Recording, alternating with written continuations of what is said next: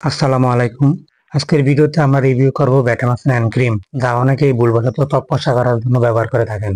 এই ভিডিও থেকে আপনারা জানতে পারবেন কি কারণে বেটামাক্স হ্যান্ড ক্রিম ব্যবহার করতে পারবেন এবং এটা কি আসলে ত্বক ফর্সা করার ক্রিম নাকি অন্য কিছু, সেই সম্পর্কে বিস্তারিত আলোচনা থাকবে এই ভিডিওতে। পাশাপাশি এটি ব্যবহারের কি কি সাবধানতা অবলম্বন করতে হবে এবং এর সতর্কতা ও পার্শ্ব প্রতিক্রিয়া সম্পর্কে জানতে পারবেন। আশা করি আপনারা ভিডিওটি শেষ পর্যন্ত দেখবেন। আপনারা দেখছেন medicine in point review. Medicine সম্পর্কে বিভিন্ন তথ্য পেতে এবং স্বাস্থ্য বিষয়ক পরামর্শ পেতে চ্যানেলটি সাবস্ক্রাইব করুন।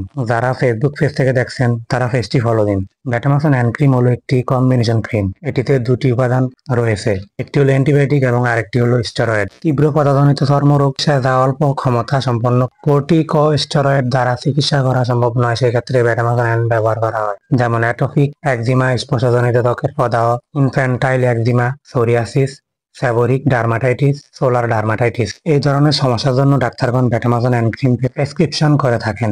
এই ক্রিমটি তৈরি ও বাজারজাত করে থাকে স্কয়ার ফার্মাসিউটিক্যালস। বেটামাক্স হ্যান্ড ক্রিমের গ্রুপের নাম হচ্ছে বেটামিথাসন 0.1% এবং নিউমাইসিন সালফেট বিপি 0.5%। এই ক্রিমটি সাধারণত টিউব আকারে বাজারে পাওয়া যায়। 15 গ্রাম এই টিউবের বর্তমান বাজার মূল্য 35 টাকা।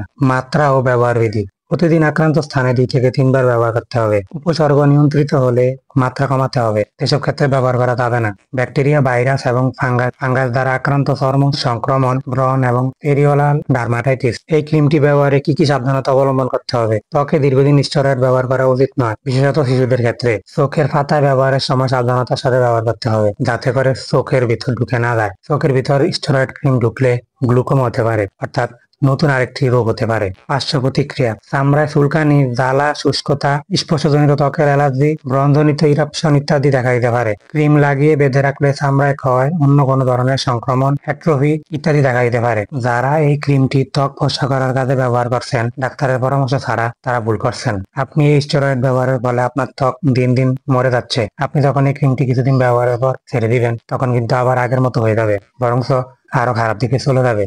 তবে এই ক্রিমটি ডাক্তারের প্রেসক্রিপশন যারা ব্যবহার করা উচিত নয়। আজকে এই পর্যন্তই। ভিডিওটি ভালো লাগলে একটি লাইক দিবেন, চাইলে শেয়ার করতে পারেন, এতে অন্য কারো উপকার হবে। আর হ্যাঁ, কমেন্ট করতে ভুলবেন না। দেখা হবে নতুন কোনো ভিডিওতে। সেই পর্যন্ত সবাই ভালো থাকুন, সুস্থ থাকুন। আল্লাহ হাফেজ।